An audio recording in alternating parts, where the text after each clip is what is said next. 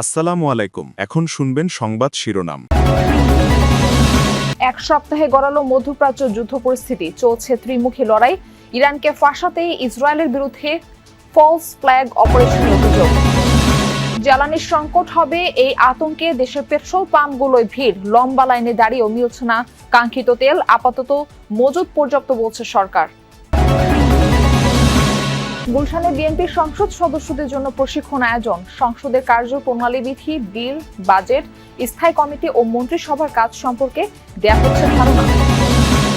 স্মার্টফোনের রপ্তানি বাড়াতে উদ্যোগ নেবে সরকার, প্রত্যাশা রাষ্ট্রপতির। বললেন, বহু মানুষের আত্মত্যাগে দেশ ফিরেছে গণতান্ত্রিক ধারায়। আসসালামু আলাইকুম। এতক্ষণ শুনছিলেন সংবাদ শিরোনাম, এখন শুনবেন বিস্তারিত। ইরানে চালানো যুক্তরাষ্ট্র ইসরায়েলের যৌথ অভিযান গড়ালো এক সপ্তাহে। গেল ৭২ ঘন্টায় দেশটির কমপক্ষে ২০০ স্থানে হামলা চালিয়েছে ট্রাম্প প্রশাসন। B-2 বোমারু বিমান দিয়ে ফেলা হয়েছে ডজন খানেক বাংকার ব্যাস্টার বোমা। ধ্বংস করা হয় ৩০টি ইরানি নৌযান সহ বহু ভূগর্ভস্থ ব্যালিস্টিক মিসাইল লঞ্চার। তেহরানের আজাদি স্পোর্টস কমপ্লেক্সে চালানো হয় বিমান হামলা। ব্যাপকভাবে ক্ষতিগ্রস্ত হয় স্টেডিয়ামটি। এছাড়া B-52 বোমারু বিমান দিয়ে IRGCর একাধিক কমান্ড কন্ট্রোল সেন্টার ও ঘাঁটিতে বোমা ফেলা হয়। টার্গেট করা হয় একাধিক হ্যাঙ্গার ও আকাশযান। সানান্দাজ ও ইরানের একাধিক শহরে পাওয়া গেছে বিস্ফোরণের খবর। চলমান যুদ্ধে ইরানে ১২০০-র বেশি মানুষ প্রাণ হারিয়েছেন। রাজধানী ছেড়েছেন লাখের বেশি বাসিন্দা। যৌথ অভিযানের জবাবে অব্যাহত ইরানের পাল্টা হামলা। সপ্তম দিনের মতো ইসরায়েল ও মধ্যপ্রাচ্যের মার্কিন ঘাঁটিগুলো লক্ষ্য করে ছুটছে মিসাইল, ড্রোন। IRGC জানায়, মার্কিন সাবমেরিন হামলায় নিহত নৌসেনাদের স্মরণে চালানো হয়েছে বৃহস্পতিবার রাতের হামলা। তাতে ইসরায়েলের মধ্যাঞ্চলে বেশ কিছু বাসভবন ক্ষতিগ্রস্ত হয়, ছড়ায় আগুন। রাজধানী তেল আবিবে মিলেছে একাধিক বিস্ফোরণের খবর। পশ্চিম তীর জেরুজালেমেও বেজে ওঠে সাইরেন। তাছাড়া কাতার, কুয়েত, বাহরাইন ও সংযুক্ত আরব আমিরাতে হামলা চালিয়েছে IRGC। শুধু কাতারেই ছোড়া হয় 14টি ব্যালিস্টিক মিসাইল ও 4টি ড্রোন। আরব আমিরাতের বিভিন্ন স্থান টার্গেট করে 150 ড্রোন ও মিসাইল ছোড়া হয়। কুয়েতে ভূপাতিত করা হয় বেশ কিছু মিসাইল। এদিকে বাহরাইনের প্রধান জ্বালানি তেল শোধনাগারে আঘাত হানে একটি ইরানি ক্ষেপণাস্ত্র, ঘটে অগ্নিসংযোগ। মধ্যপ্রাচ্যের যুদ্ধে আলোচনায় ফলস ফ্ল্যাগ অপারেশন। যুদ্ধে অন্যান্য মুসলিম দেশগুলোর সমর্থন টানতে ইসরায়েলের বিরুদ্ধে উঠেছে ভুয়া হামলার অভিযোগ। বলা হচ্ছে, ইরানকে ফাঁসাতেই দেশটির ভূখণ্ড ব্যবহার করে উপসাগরীয় দেশগুলোর জ্বালানি ও সাবমেরিন স্থাপনায় ছোড়া হচ্ছে মিসাইল, ড্রোন। ইরানের দাবি, তাদের টার্গেট একমাত্র মার্কিন স্থাপনা। এ কারণে মধ্যপ্রাচ্যে চলমান যুদ্ধের কারণে বিশ্ববাজারে তৈরি হওয়া জ্বালানির সংকটের প্রভাব পড়েছে বাংলাদেশের পেট্রোল পাম্পেও। দাম বাড়ার শঙ্কায় সকাল থেকেই ঢাকার পেট্রোল পাম্পগুলোতে দেখা গেছে ব্যক্তিগত গাড়ি ও মোটরসাইকেলের লম্বা সারি। কোথাও কোথাও সেই লাইন ছড়িয়ে পড়েছে মূল সড়ক ধরে বহুদূর। ঘন্টার পর ঘন্টা দাঁড়িয়ে থেকেও মিলছে না পর্যাপ্ত তেল। অনেক পাম্পে তেল নেই। এছাড়া অনেক পাম্পে 2 লিটারের বেশি তেল দেওয়া হচ্ছে না। লাইনে দাঁড়িয়েও চাহিদা মতো তেল না পেয়ে ক্ষোভ প্রকাশ করেছেন চালকরা। অনেক বড় সিরিয়াল, যা আমাকে 1-1.5 ঘন্টা সিরিয়ালে মেনটেন করার পরে আমি তেল নিতে পেরেছি। সবাই ধরে আতঙ্ক রয়েছে যে তো যুদ্ধের কারণে তো তেল পাবো না আর। ঠিক আছে, তো আজকে মোটামুটি পাইলাম ইনশাল্লাহ, আগামীতে পাবো কিনা সন্দেহ।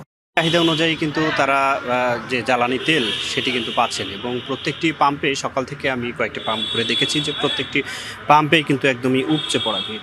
তবে এই পাম্পের যারা মালিক রয়েছে, দায়িত্বরত যারা রয়েছে, তারা বলছে যে তাদের কাছে তেল রয়েছে, তেলের সংকট নেই। তবে ক্রেতাদের আসলে উপচে পড়া ভিড়। ক্রেতারা যেমনটি ধারণা করছে যে মধ্যপ্রাচ্যের যুদ্ধ পরিস্থিতির প্রভাবে জ্বালানি তেলের দাম বৃদ্ধি এবং সংকটের আশঙ্কায় কিন্তু এই যে পেট্রোল পাম্পগুলোতে যানবাহন, মোটরসাইকেল, তাদের যে দীর্ঘ লাইন, সেটি আমি সকাল থেকে দেখছি। অনেকে কিন্তু আতঙ্কে তেল কিনছেন। নবনির্বাচিত সংসদ সদস্য এবং সরকারের মন্ত্রী, প্রতিমন্ত্রী ও প্রধানমন্ত্রীর উপদেষ্টাদের নিয়ে চলছে বিএনপির সংসদীয় দলের 2 দিনব্যাপী প্রশিক্ষণ কর্মসূচি। সকালে গুলশানে দলটির চেয়ারম্যানের কার্যালয়ে এই কর্মশালার উদ্বোধন করেন প্রধানমন্ত্রী তারেক রহমান। সকালে কর্মশালার প্রথম সেশনে অংশ নিয়েছেন মন্ত্রী, প্রতিমন্ত্রী, উপদেষ্টারা। বিকেলে অংশ নেবেন ঢাকা, রাজশাহী এবং রংপুর বিভাগের এমপিরা। মূলত সংসদীয় কার্যক্রম, বিল, বাজেট, স্থায়ী কমিটির কাজ সহ বিভিন্ন বিষয়ে ধারণা দিতেই 2 দিনের এই কর্মশালার আয়োজন।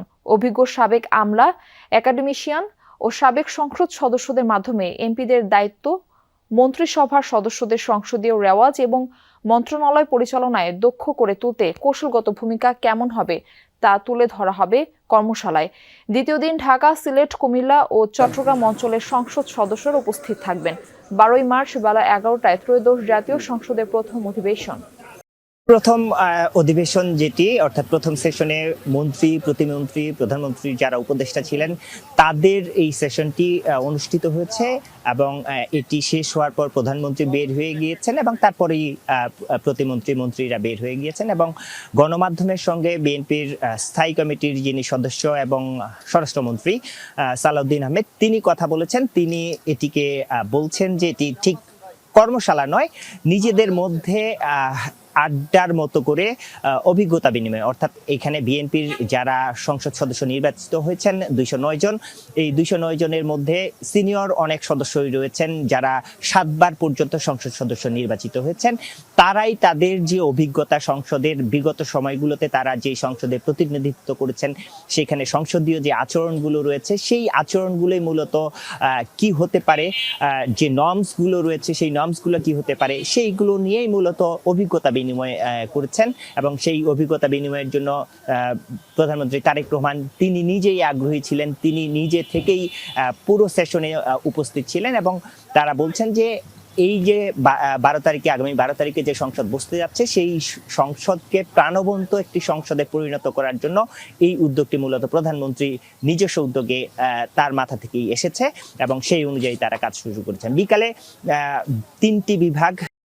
জাতীয় পাট দিবস উপলক্ষে 9 দিনব্যাপী পাট ও বহুমুখী পাট পণ্য মেলার উদ্বোধন করলেন রাষ্ট্রপতি মোহাম্মদ শাহাবুদ্দিন। অত্যাধুনিক প্রযুক্তির মাধ্যমে পাটের বৈচিত্র্যময় নকশায় গুরুত্ব দেওয়ার আহ্বান জানিয়েছেন রাষ্ট্রপতি।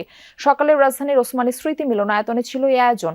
এ সময় কর্মসংস্থান তৈরিকে অগ্রাধিকার দেওয়ায় সরকারের প্রশংসা করেন রাষ্ট্রপতি। জানান, দেশব্যাপী 1 কোটি মানুষের কর্মসংস্থান তৈরির কাজ চলছে। তাছাড়া দায়িত্ব নেয়ার 10 দিনের মাথায় কৃষকদের 10,000 টাকা পর্যন্ত ঋণ মওকুফ করার যুগান্তকারী সিদ্ধান্ত গ্রহণ করেছে। 1 বৈশাখ থেকে পর্যায়ক্রমে কৃষি কার্ড বিতরণ শুরু হবে, যার মাধ্যমে কৃষকরা ন্যায্য মূল্যে সার, বীজ, সেচ সুবিধা ও সহজে ঋণ পাবেন। এছাড়া তরুণদের স্টার্টআপ ও মেড ইন বাংলাদেশের মাধ্যমে পাটপণ্য বিশ্ববাজারে ছড়িয়ে দেওয়ার আহ্বান জানান রাষ্ট্রপতি মোহাম্মদ শাহাবুদ্দিন। নতুন সরকার দায়িত্ব গ্রহণের 10 দিনের মাথায় কৃষকদের 10,000 টাকা পর্যন্ত কৃষি ঋণ সুদ সহ মওকুফ করার যুগান্তকারী সিদ্ধান্ত গ্রহণ করেছে। সরকারের এই সিদ্ধান্তে 11 লাখের বেশি কৃষক সরাসরি লাভবান হয়েছে। এতে পাট সহ কৃষি খাত ব্যাপক কর্মচাঞ্চল্য সৃষ্টি হবে।